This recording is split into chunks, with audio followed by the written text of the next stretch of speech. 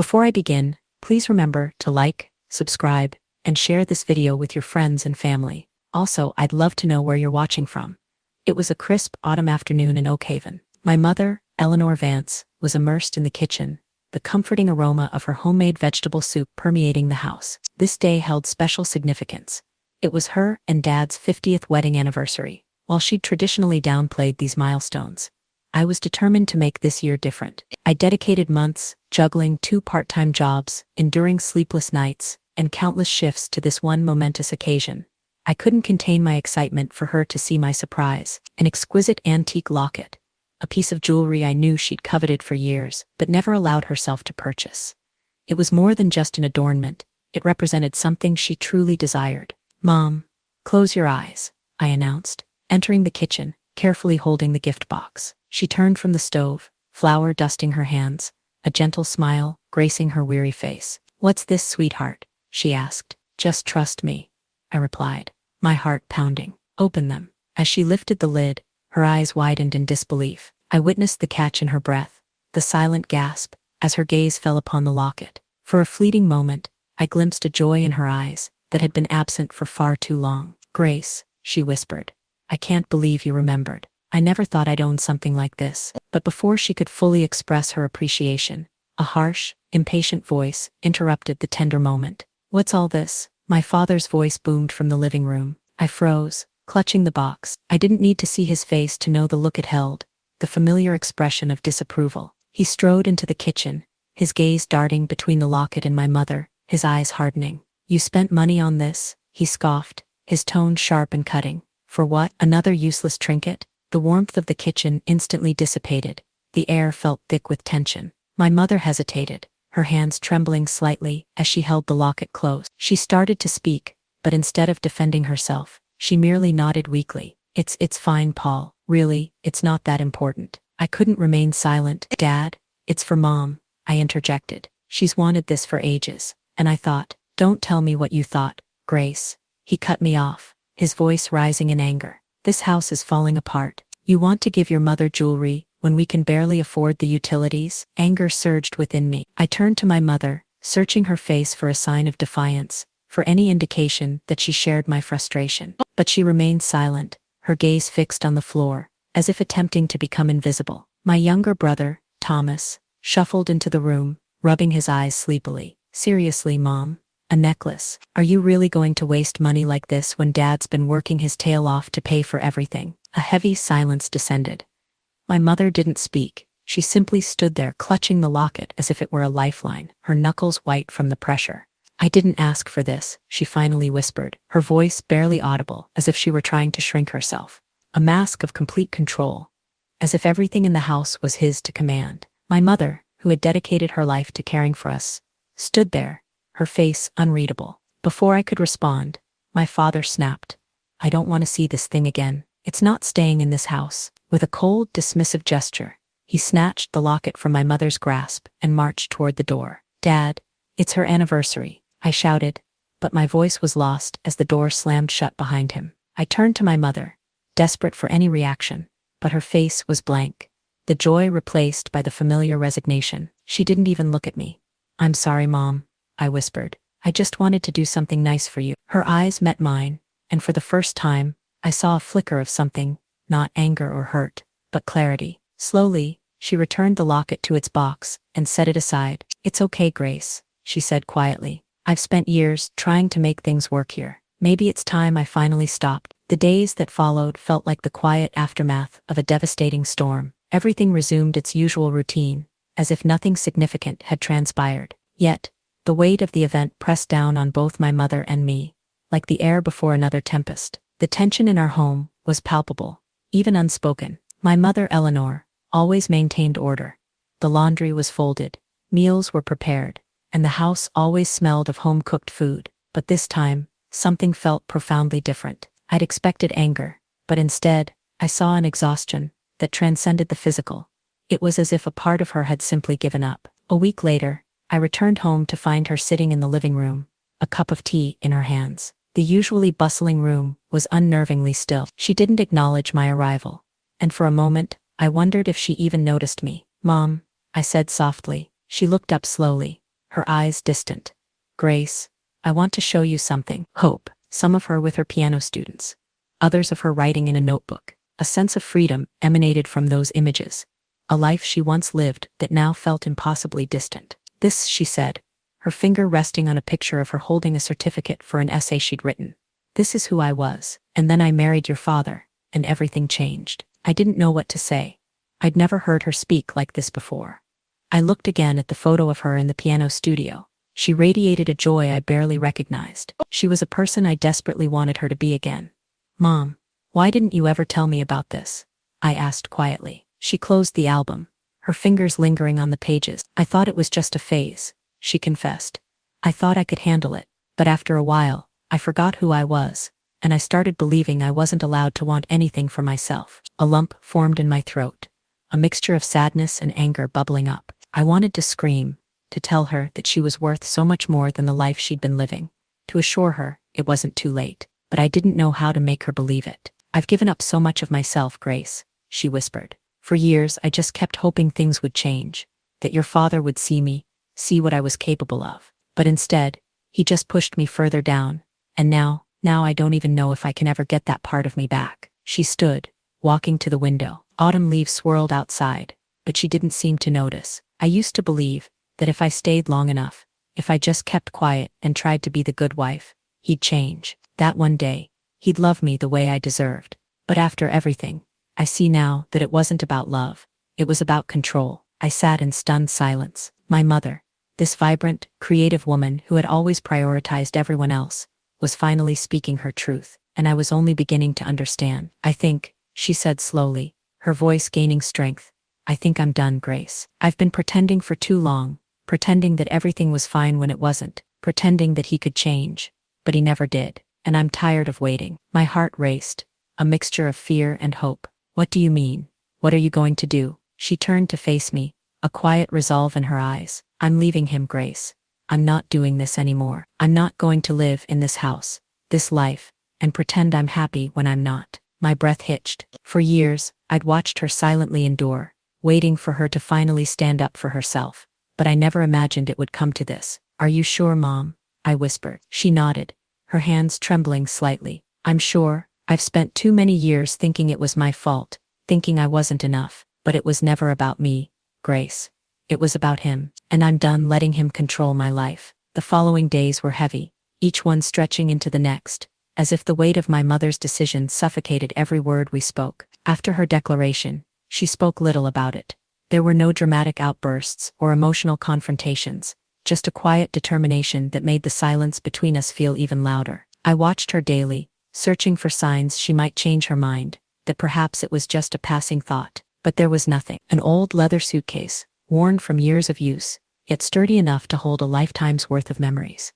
And beside it, a small red storage box, the one thing she'd kept hidden for years. Mom, I called out, entering the kitchen.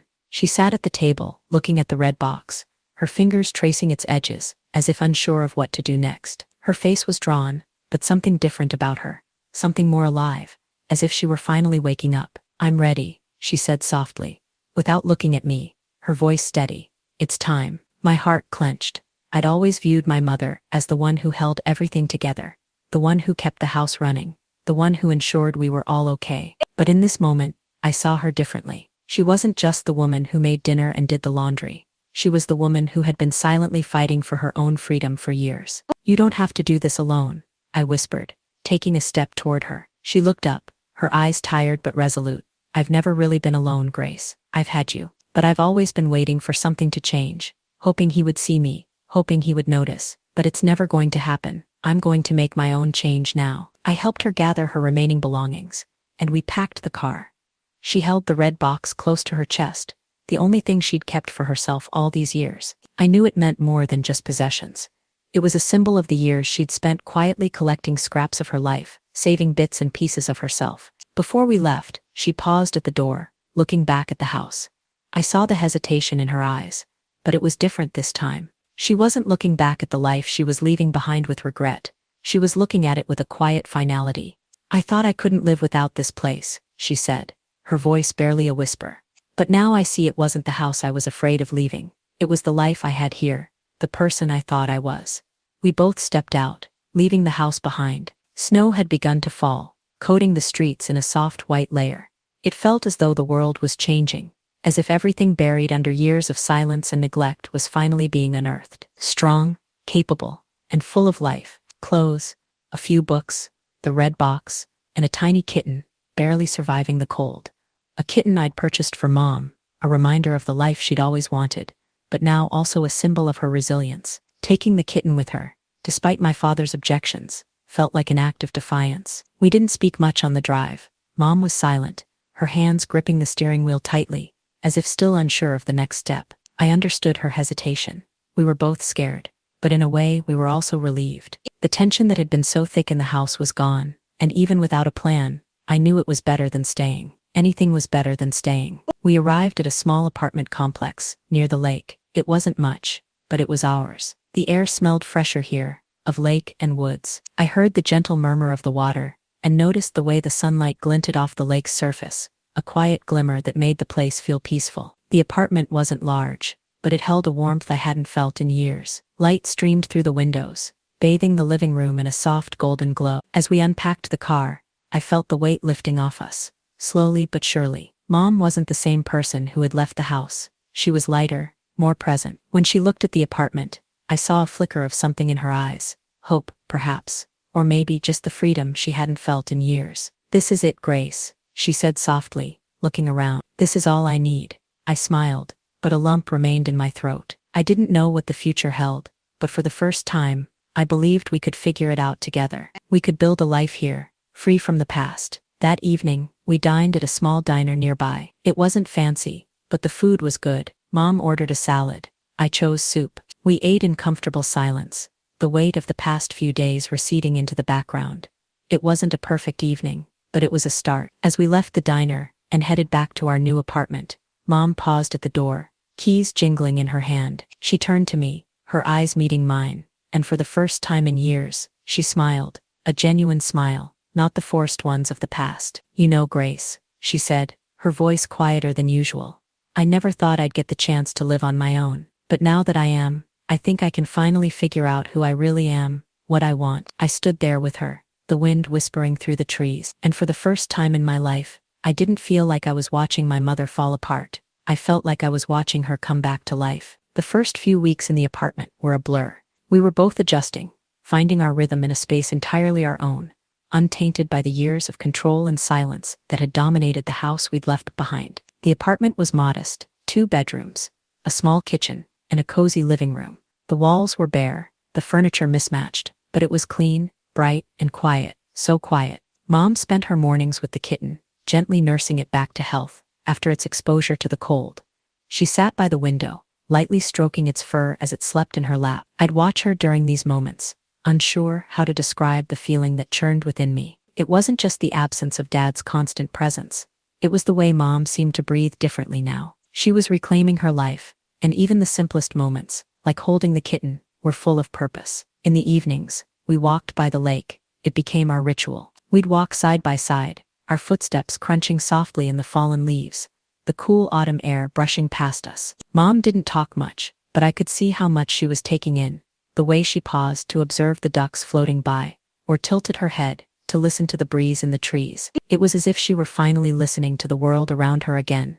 One day, about a month after we moved in, I found her sitting on the couch, an old, faded notebook in her hands. I'd never seen it before. Her fingers traced the edges of the pages, and when she looked up, I saw the emotion in her eyes. "Grace," she said quietly, this was my journal from when I was younger. I wrote in it every day, back when I thought I could do something with my life, before everything changed." I sat beside her, taking the journal.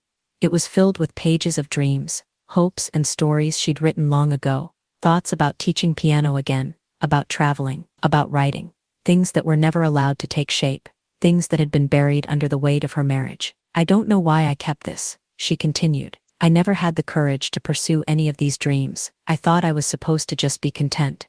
I thought it was enough." I read a few pages aloud, feeling the weight of her words, the longing within them. Her dreams, her passions, they weren't gone, they'd simply been hidden for so long. "Mom," I said, my voice thick with emotion, "you're not just the woman who cooked dinner and cleaned the house. You've always been more than that, you still are.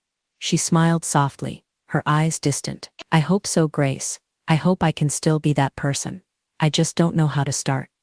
That evening, we sat together in the living room, the soft hum of the kitten sleeping beside us. We talked about her old dreams, teaching piano again, writing, traveling. Slowly but surely, she began to open up more and more. For the first time, I didn't see her as a victim of circumstance. I saw her as the person she had always been, buried beneath years of neglect, finally emerging. My mother was beginning to live again. She was starting to reclaim the parts of herself that had been stolen over the years. And it was beautiful to witness. It had been 2 months since we'd left, and although things were slowly falling into place, an underlying tension remained, one neither of us could shake. It wasn't just the newness of our lives that felt strange. It was the weight of everything we'd left behind. We had both changed, but the world we'd known was still out there, unaffected. Paul, my father, hadn't attempted to contact us. I wasn't sure if he was too proud or too indifferent to try and mend what was broken. Either way, it didn't matter. Mom had made it clear we weren't going back. But there were moments when I'd catch her staring out the window, her gaze distant, and I knew she was thinking about everything that had happened. The hurt, the years of emotional neglect, and the life she'd built in a house that had never truly felt like home. One evening, as we were sitting down to dinner, the phone rang. I saw the hesitation in Mom's face when she saw the caller ID. It was Paul. I watched as she took a deep breath before answering. "Hello," she said, her voice steady but guarded. I could barely hear what Paul was saying on the other end, but I didn't need to. I saw the tension in her face as she listened, her grip tightening on the phone. After a few moments, she spoke, her words calm but firm. "I'm not coming back, Paul. You need to understand that you can't keep trying to control me, and you can't keep dragging me into your chaos. I'm done." There was silence on the other end, and then she added softly, "You had your chance, but you didn't want to change." I couldn't hear him anymore, but I didn't need to. I saw the way her shoulders squared, and the way she set her jaw, as though she were finally reclaiming something she'd lost long ago. There was no anger in her voice, no bitterness, just a quiet, unwavering certainty. She hung up the phone and placed it on the table, her hands trembling slightly. "I'm done, Grace," she said, her voice barely above a whisper. "I've let him control me for far too long, and I won't let him do it anymore." I stood up and pulled her into a hug. It wasn't just a hug of comfort. It was a hug of solidarity. We were in this together now, and whatever came next, we would face it as equals. For the first time, I felt like we were truly free. This wasn't just a divorce. It was a reawakening. Mom was no longer just trying to escape. She was choosing to rebuild herself from the ground up, to reclaim everything she had ever given up in order to keep everyone else happy. Not long after, we received a package in the mail, a letter from Paul. The words inside were a cruel reminder of the life we'd left behind. "I'm not giving up on you, Eleanor. You can't just throw everything away. We're family. You belong here with me."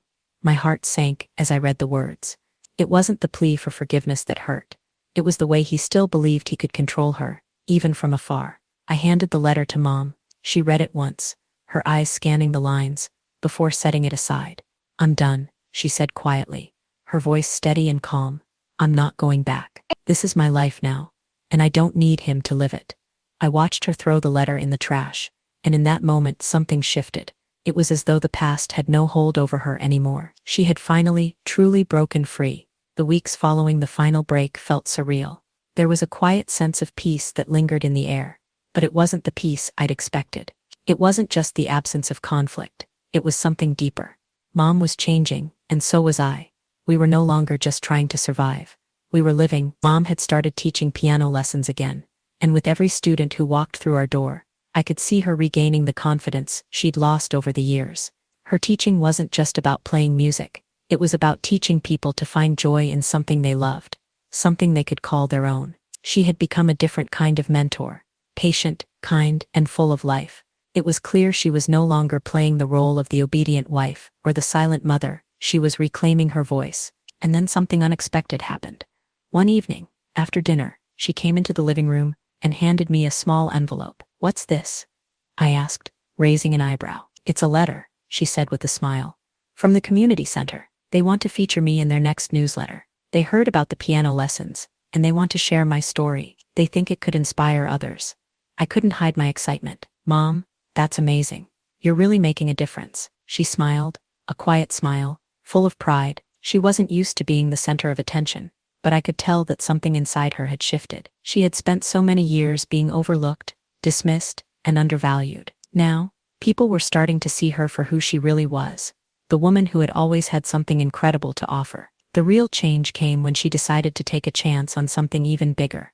A few months later, the community center offered her a chance to host a recital for the students she'd taught. It wasn't just a recital, it was an opportunity for her to show the world who she had become. The night of the recital, the small community hall was packed. I saw the excitement in Mom's eyes as she stepped onto the stage, the soft hum of the crowd buzzing around us. She hadn't performed in years, not since the days before her life had been consumed by Paul and his expectations. But tonight, she was doing it for herself. I sat in the front row, my heart swelling with pride. When she sat down at the piano, there was a moment of hesitation, but then she began to play, her fingers gliding over the keys with ease. It was as if the music had been waiting for her to return all along.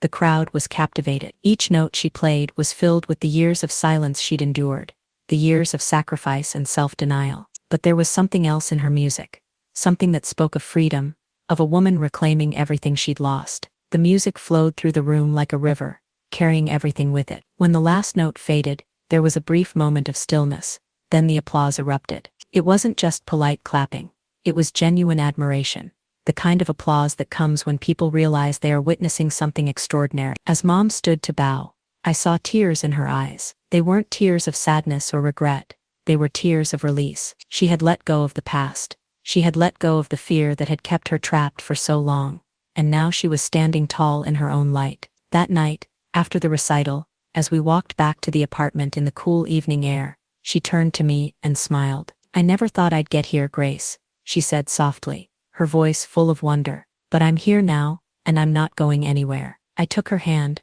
squeezing it gently. "You're finally living for yourself, Mom, and it's beautiful." She nodded, her eyes shining with something new.